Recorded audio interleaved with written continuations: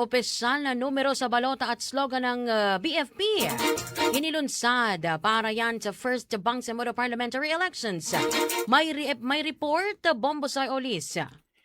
Isinapubliko na ng Bangsamoro Federalist Party o BFP ang opisyal nitong numero sa balota at slogan bilang bahagi ng pinalakas na Voters Information Campaign para sa nalalapit na kauna-unahang Bangsamoro Parliamentary Elections sa Setyembre sa taong kasalukuyan.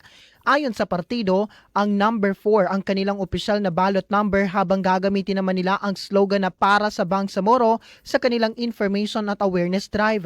Sinabi na BFP na layunin ng naturang hakbang na higit na maipakilala sa mga botante ang partido at mga isinusulong nitong adhikain sa iba't ibang komunidad sa rehiyon.